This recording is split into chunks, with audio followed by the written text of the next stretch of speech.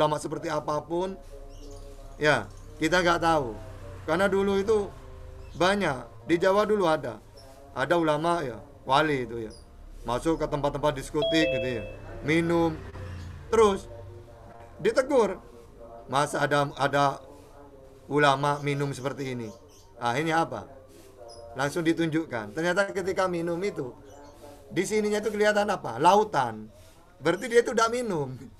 Lari ke apa? Ke laut itu gitu loh. Dan ternyata begitu banyak orang-orang tobat gara-gara dia. Pekerja-pekerja di sana itu. Jadi orang dakwah itu dulu tuh beda-beda memang ya. Ada yang menurut kita itu jelek gitu ya. Masa kayak gitu. Nah, padahal itu memang apa? Kita tidak tahu caranya orang itu ya. Kadang-kadang ke tempat-tempat sukanya ngopi ke warung-warung. Itu banyak di Jawa dulu seperti itu. Yang menyebabkan orang itu salah paham. Ternyata memang ketika ditelusuri bukan orang biasa dia gitu ya. Makanya kita itu jangan gampang menyalahkan orang berdakwah. Ya. Melihat seperti apapun kita, kecuali jelas-jelas loh. Jelas-jelas udah melenceng dari akidah. Tapi selagi ada orang berbuat ya ceramah atau apapun, ternyata diteliti. Oh, secara fikih, secara hadis, sejarah, gak bahaya ini. Ya sudah, biarin. Karena ternyata orang-orang kayak gini justru memualafkan orang banyak. Coba ya. Nah coba sekarang, oke, saya terang-terangan. Ada orang ya dakwanya di tempat-tempat yang tidak layak lah. Tapi ternyata saya teliti orang ini, ternyata satu bulannya hampir 20 orang setiap bulan mualaf.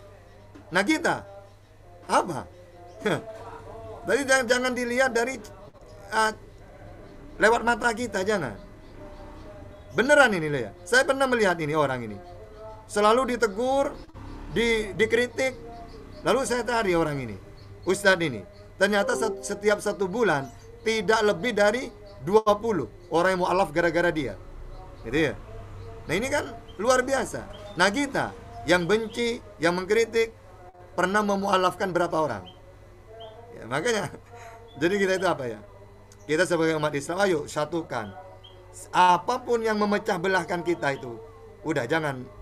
Apakah gara-gara politik saya bertengkar, gara-gara firqah, gara-gara, jangan, udah hilangkan semua kayak gitu itu. Pokoknya umat Islam ya, tak kasih tahu ya rahasia ini. Umat Islam itu kalau ada orang yang bertengkar, kewajiban kita menengahi. Menengahi, jangan membela yang manapun, damaikan. Bahkan ya pernah Rasulullah bilang gini, kamu mau nggak tak kasih pahala yang luar biasa gitu. Pernah juga Imam Abu Hanifah mungkin ya, pernah ngasih uang ke muridnya. Ini murid ini tak kasih uang, kamu, tugas kamu kalau ada orang bertengkar sesama muslim, damaikan. Kalau udah bisa damai dengan pakai uang gitu ya.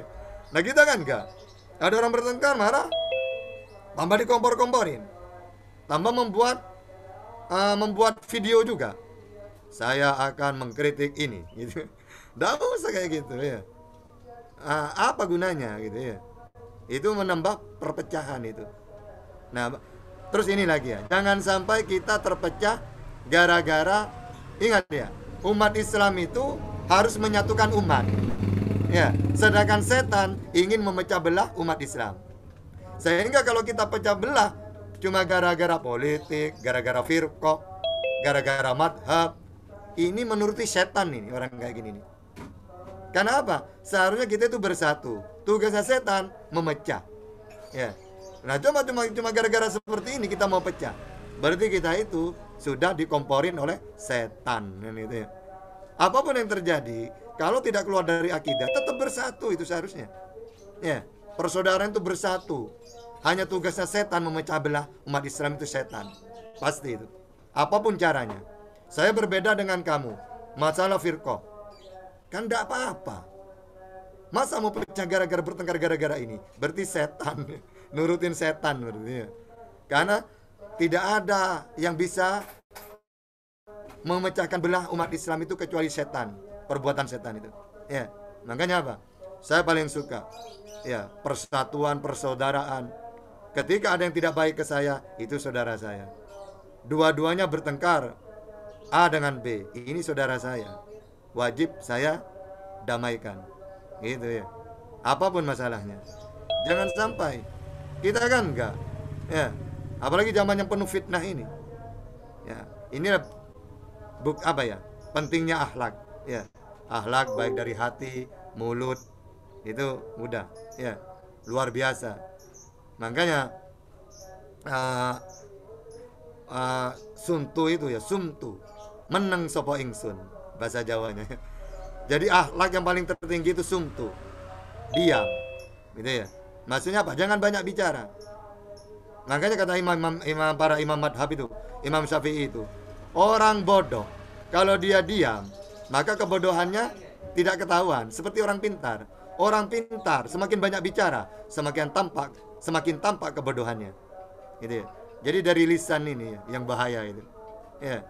Kalau kita jangankan kita berbuat kejelekan, berbuat baik aja, kalau tidak hati-hati lisannya akan digoreng menjadi sesuatu yang luar biasa hebohnya ya. Ini berbuat baik loh, apalagi berbuat jelek. Ya, kita berdakwah saja. Ya, kalau tidak hati-hati lisannya, dakwah itu kan baik, akan menjadi kejelekan. Ya. Karena apa? Ya karena kita keliru menyampaikan gitu dia. Jadi hati-hati. Ya, dengan lisan gitu ya, dengan hati gitu ya. Ya makanya walaupun kita di sini kan saudara-saudaraku sini banyak ya, master debater gitu. Itu ayo kita tetap berakhlak dalam menyampaikan ya. Wala tujadilu ahlal kitab illa billatihi ahsan. Itu yang diutamakan. Ya, berdebatlah dengan baik. Berdebat dengan baik. Ud'u ila sabili rabbika bil hikmah wal mau'izatil hasanah. Ya, ajaklah mereka dengan apa? Intinya dengan akhlak. Ya, dengan hasanah. Ya. Nah, kita itu kan kafir tata. Kenapa? Nabi dulu dengan kepada siapa dakwanya? Orang kafir ya, makanya. Dengan apa? Akhlak. Ya sudah. Ya. Nah, semua nabi memang dakwanya kepada orang kafir. Itu dia. Makanya Musa ya diutus kepada Fir'aun dengan apa? Ya, fakula lahu kaulan layina. Ya. Kamu datanglah ke Fir'aun. Ya. Dan ucapanlah dengan ucapan yang baik, yang lemah lembut. Coba, Fir'aun loh itu. Nah, makanya kalau ada salah itu ada Harun ar-Rasyid mungkin ya. Kalau tidak salah. Itu presiden zaman sekarang. Mau dikritik oleh ulama. Wahai Amirul Minin, saya akan mengkritik kamu di dalam kepemerintahan ini. Tapi tolong kamu terima ya. Ibaratkan walaupun kasar diterima gitu. Apa kata beliau? Harun ar-Rasyid itu. Oh, gak mau saya. Kalau kamu nasihatin saya dengan tidak baik, saya tidak mau. Karena apa? Apakah saya ini sejelek Fir'aun dan kamu sebaik Musa? Coba, Musa saja seorang nabi, Fir'aun paling jeleknya orang. Apa kata Allah? Qaulal layyina. Sampaikanlah dengan lemah lembut, dengan baik. Nah sekarang kamu tidak lemah lembut ke saya. Apakah saya itu lebih jelek dari Fir'aun dan kamu sebaik Musa? Itu. Kalau Allah saja memerintahkan Musa kepada Fir'aun, kepada perbuat kaulan ya, ucapan yang baik, masa kamu ke saya tidak mau baik? Berarti saya lebih jelek dari Fir'aun dong. Berarti kamu lebih baik dari Musa dong. Itu. Jadi intinya di situ menyampaikan itu dengan baik. Gitu ya. Nah, hikmahnya lagi kalau orang berdebat itu, pertama, kita yang dinilai itu agamanya. Oh, seperti ini Islam. Kedua, kita lebih tenang. Beda dengan kita, wah, mangkel. Akhirnya apa? Mau ucapkan itu gitu. Lupa semua dalil-dalilnya. Tapi kalau kita gini, saya akan debat. Saya akan sampaikan Quran dan hadis. Ini loh Islam. Nah, disampaikan tenang. Karena tugasnya menyampaikan, bukan debat. Gitu ya. Nah, kalau saya ini debat ini, aduh. Akhirnya mental kita ya, karena sana caci maki, ngeyel lagi. Akhirnya kita apa? Tidak tenang pikiran. Hilang semua dalilnya ya. Nah, kita harus tenang. Cara tenang gimana? Tugas kita menyampaikan saja. Rasulullah itu sabar itu ya. Nah, makanya Rasulullah pernah kata Allah, wahai Muhammad, tugas kamu menyampaikan. Hidayah aku yang menentukan. Ya sudah, santai ya. Pokoknya ini wahyu saya sampaikan. Nah, gitu. Ini kebenaran saya sampaikan. Kita juga gitu. Saya mau debat. Ini loh Islam, ini kebenaran saya sampaikan. Mau cerewet ke sana ya, mau ngeyel, ya mau ke, ya biarin, gitu ya. Jangankan saya, Rasulullah aja ditolak. Kurang apa beliau menyampaikan? Kurang baik bagaimana? Ditolak, dicaci maki. Ya, apalagi kita kan gitu ya. Ya makanya jangan sampai goyah. Ya, kita berdebat ya dengan apa? Dengan wala tujadilu ahlal kitab illa billati hiya ahsan. Dengan ahsan ya. Dengan ucapan yang baik. Dua, ud'u ila sabili rabbika bil hikmah wal mau'idatil hasanah. Ya, dengan hikmah. Hikmah itu dengan kata-kata yang baik. Gitu ya. Dulu itu orang debat itu, ya di zamannya Rasulullah selalu menang. Karena dengan hikmah. Gitu ya. Jadi kata-kata contohnya gini dulu. Rasulullah pernah ditanya, ya, wahai Muhammad, kamu kau mengajak kepada Tuhan yang satu.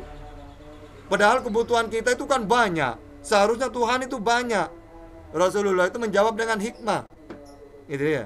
Nah mereka kan inginnya Tuhan itu banyak seperti dewa-dewa. Dewa mimpi. Dewa apa lagi? Dewa semuanya ada. Nah dulu di Quraisy juga gitu. Ada Lata, Uzza, Manat. Juga ini Tuhan-Tuhan yang kelas berat ini ya. Bukan kelas teri, bukan kelas ringan. Lata, Uzza, Manat. Nah selain itu ada berhala yang kecil-kecil. Kelas ringan ya banyak. Karena menurut mereka kebutuhan mereka itu banyak. Butuh nafkah, butuh dunia, uang, butuh ini. Berarti harus banyak Tuhannya. Itu pikiran mereka. Makanya ketika Rasulullah itu mengajak kepada Tuhan yang satu, mereka bingung. Muhammad, kita kan kebutuhan banyak. Kok kamu mengajak kepada Tuhan yang satu? Apa kata Rasulullah? Menjawab dengan hikmah. Bagaimana? Aku mau nanya ke kamu, kata Rasulullah. Kamu kalau jadi budak, punya majikan satu atau banyak? Lebih pilih yang mana? Aduh Muhammad, kalau saya milih satu aja. Wong saya majikan saya satu aja. Saya tuh mondar-mandir disuruh ke sana ke sini. Padahal majikan saya satu. Apalagi banyak, gimana saya? Nah, seperti itu. Ya, kalau kamu Tuhannya satu aja ya. Nah, kalau Tuhan kamu banyak, maka perintah-perintah itu banyak juga nantinya.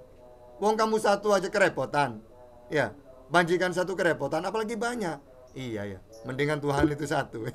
Nah, contohnya kepada kita umat Islam ya. Coba, misal Tuhan itu satu. Banyak ya. Coba, Tuhan yang satu aja. Kita ada perintah-perintah disuruh puasa, haji, sholat. Perintah-perintah tidak boleh gini-gini. Apalagi Tuhan banyak, coba. Gimana? Yang satu memberi perintah 100. Tuhan yang satu 100 juga, nambah 200 sudah. Kewajiban yang ini 100. Ya apa kita coba? Ya. Nah, mungkin caranya Rasulullah itu menjawab seperti itu. Kalau kamu mengatakan Tuhan itu harus banyak, saya ingin nanya ke kamu dengan hikmah, ya. Jadi apa? Kita juga seperti itu. Ayolah kita itu apa? Di Zoom ini insya Allah nanti kita akan buat kajian-kajian tentang akhlak ya. Ini cuma pengenalan saja anggaplah. Jadi apa? Akhlak bagaimana kita, karena Islam itu sempurna sudah ya. Mau melakukan apapun ada tuntunannya. Al-Quran sendiri memang isinya 3. Kisah-kisah para nabi, hukum-hukum, juga akhlak. Hadis juga gitu. Makanya ulama mengarang kitab-kitab akhlak.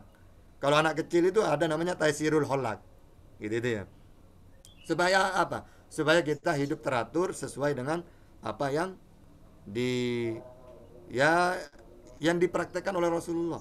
Ya, selama beliau dulu beliau bagaimana caranya dakwah, bagaimana caranya menghadapi umatnya, ya. Baik itu umatnya yang para sahabat juga orang-orang kafir gitu ya. Nah, beliau sangat luar biasa. Nah, kalau kita tidak tahu, akhirnya kita menyentuhkan orang-orang yang tidak benar itu. Ya. Coba Rasulullah yang dicontohkan. Mau berbuat apapun. Ya. Sehingga kita dengan sendirinya kita menjadi orang yang mulia. Wong Rasulullah dimuliakan karena akhlaknya. Kalau kita mengikuti Rasulullah berarti kita juga menjadi orang yang dicinta oleh Allah. Ahabbu ibadillah ilallah Ahsanul hulukun, ya. Atau apa? Yang paling dicintai oleh Allah adalah orang yang paling baik akhlaknya. Ya makanya Rasulullah itu dicintai. Nah, kalau kita mengikuti akhlaknya Rasulullah, maka menjadi kekasihnya Allah juga. Itu caranya ya. Jam berapa? Oh, sudah mau maghrib. Oke, baiklah ya. Kalau saya akhiri dulu, mudah-mudahan bermanfaat ya. Akhirul kalam. Assalamualaikum warahmatullahi wabarakatuh. Waalaikumsalam warahmatullahi wabarakatuh.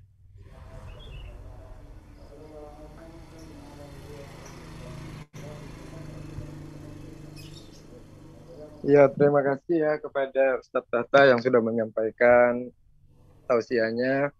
Semoga bisa bermanfaat buat kita semua di sini, Ibu Bapak, ya Iwan Billah.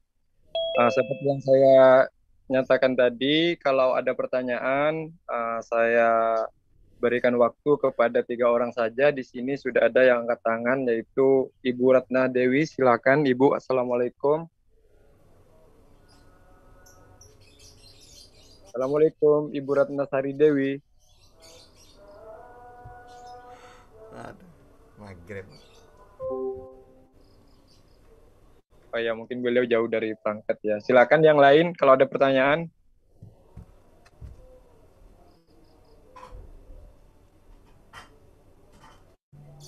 Oh, nggak ada yang mau nanya sih. Assalamualaikum. Ya, Assalamualaikum. Waalaikumsalam. Ya, silakan Ukti.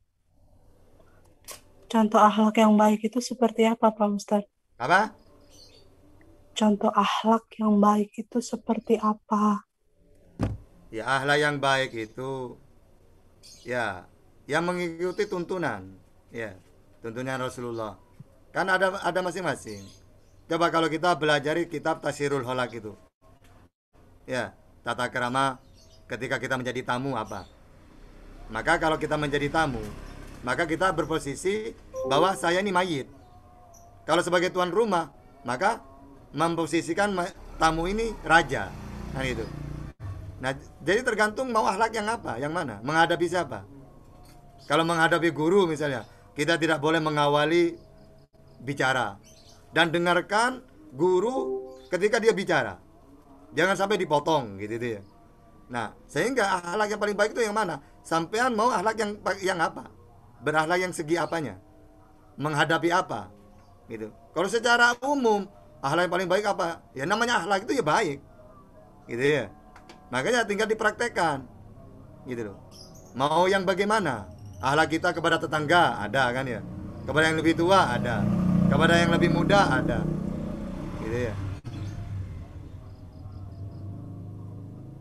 Ciri-cirinya itu seperti apa gitu?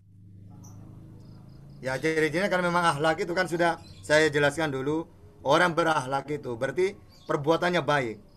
Karena akhlak itu orang beribadah taat kepada Allah muncullah akhlak pribadi perbuatan yang baik-baik. Gitu ya. Kalau adab itu hasil dari pendidikan. Non muslim pun bisa. Makanya coba di Inggris, di Amerika gitu. Banyak orang berakhlak itu. Tapi bukan akhlak itu sebenarnya, adab. Adab itu hasil dari pendidikan. Mungkin di sekolah diajarkan jangan buang sampah sembarangan. Itu kan adab. Non muslim pun bisa. Tapi kalau akhlak itu timbul dari ibadah, dari ketaatan kepada Allah sehingga menyebabkan pribadi yang baik. Ya, tutur katanya lembut gitu deh.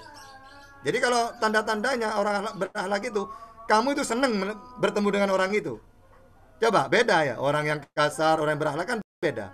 Kalau kita dengan orang berakhlak enak dengernya ya, adem gitu ya, tidak kasar, itu ciri-cirinya gitu ya. Berarti orang itu berakhlak sudah gitu. Oke, terima kasih. Syukran kasiran, Pak Ustadz. Iya. Orang berakhlak. Iya, terima kasih. Waalaikumsalam. Silakan Ibu. Mau bertanya boleh? Oh iya, silakan. Bagaimana menghadapi orang tua yang biasanya orang tua di rumah ya, orang tua kandung, ayah atau ibu gitu yang biasanya mementingkan sikapnya gitu, misalnya kita dijodohin gitu sama seseorang gitu kan, tapi kita nggak mau, tapi kita tidak mau membuat mereka sedih. Bagaimana menghadapi orang tua yang seperti itu, akhlak yang baik gitu. Terima kasih. Assalamualaikum. Waalaikumsalam warahmatullahi wabarakatuh. Oke, terima kasih ya. Sedikit saya akan simpulkan pertanyaannya. bagaimana cara kita menanggapi akhlak kita kepada orang tua, mungkin dengan apa yang beliau putuskan, sementara hati kita nggak begitu menyetujui, mungkin begitu. Jadi langkah apa yang kita buat sebelum menunjukkan akhlak kita sebagai anak kepada orang tua, mungkin begitu ya. Untuk memberikan pertanyaan dari saudara Meli ya, Ibu Meli, saya berikan waktu dan tempatnya kepada guru kita, Ustaz Hatta, dari saya. Terima kasih. Oke, terakhir ya. Jadi gini ya. Kalau barusan itu, Mbak Meli ya. Ya, terakhir Ustadz.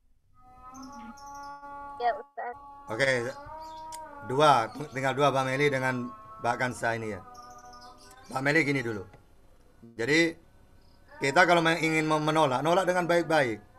Tapi ingat ya, memang orang wanita itu sebenarnya dijodohkan memang, bukan mencari sendiri.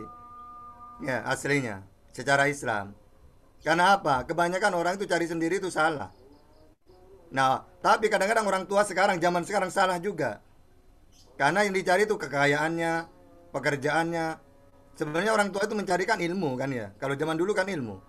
Kalau di daerah saya dulu kalau sudah anak kamu mau dilamar ini, ditanya itu nyantri di mana gitu. Kalau sekarang enggak, kerja apa gitu. Kenapa? Kenapa ke orang tua, orang perempuan itu harus dijodohkan? Karena orang tua itu lebih tahu mana yang terbaik untuk anak. Nah sekarang orang tuanya aja tidak terbaik sudah. Buktinya menjodohkan kepada orang-orang yang penting kayaknya pekerjaannya enak, dapat peduli akhlaknya. Jadi sekarang orang tua juga salah gitu ya. Tapi sebenarnya memang perempuan itu harus dijodohkan memang. Kenapa kok dijodohkan? Karena orang tua yang lebih tahu mana yang terbaik untuk anak. Gitu ya. Nah kalau sampai mau menolak baik-baik. Maaf ya Bu, saya gak cinta Bu misalnya. Ya jangan menyakitin pokoknya. Intinya gitu ya. Tapi kadang-kadang nggak tega gitu loh untuk menolaknya karena itu kan permintaan orang tua. Padahal kita sih enggak gitu ya. Tapi karena orang tua, kita sayang sama orang tua, jadi kita menerima tapi terpaksa gitu gimana. Makanya kalau dicarikan yang terbaik sesuai Islam, tidak mungkin kecewa perempuan itu. Pasti tidak ada ceritanya orang tua itu mencarikan yang tidak baik, itu tidak ada. Kecuali orang tua-tua sekarang itu banyak memang melenceng. Ya seharusnya oleh Islam perempuan itu diserahkan kepada orang tuanya, disuruh carikan. Tapi orang tuanya harus secara Islam juga cariin, aku kan cinta kepada anakku, maka akan kucarikan jodoh sekiranya menjadi penggantiku. Makanya ar-rijalu qawwam. Qawwam itu apa? Tegak terus. Dulu dia punya anak. Anaknya perempuan, disayangi banget. Nah, ketika mencarikan jodoh, carikan yang seperti saya gitu. Pengganti saya. Saya kan sayang kepada anak saya. Maka akan saya carikan jodoh itu laki-laki yang pengganti saya. Ya carikan yang terbaik. Gitu ya. Qawwam di situ. Ya, karena menjadi pengganti gitu. Yakin aja ya bahwa itu baik untuk kita gitu ya, jodoh dari orang tua itu. Oke, terima kasih ya Uti ya. Mungkin acara ini kita tutup ya. Saya mau ke musola saya dulu. Katanya udah buka puasa, kita tutup aja ya. Minta maaf yang lain kepada saudara jawabannya. Oke, nanti ya. Saya punya tugas. Mohon maaf ya. Oke, assalamualaikum. Oke, kepada Bapak siapa namanya tadi ya? Bapak siapa namanya? Edi Kalbar ya. Edi Kalbar minta maaf ya. Pertanyaannya mungkin nggak bisa kita itukan ya, konstruksikan karena berhubung Tata masuk buka puasa.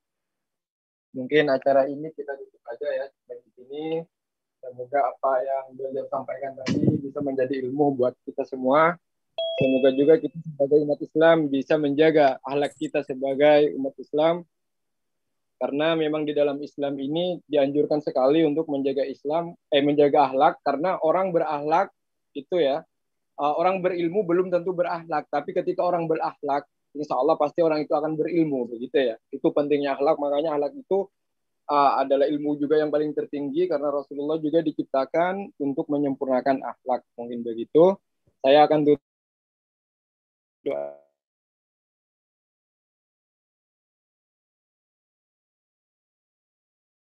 jadi orang-orang baik.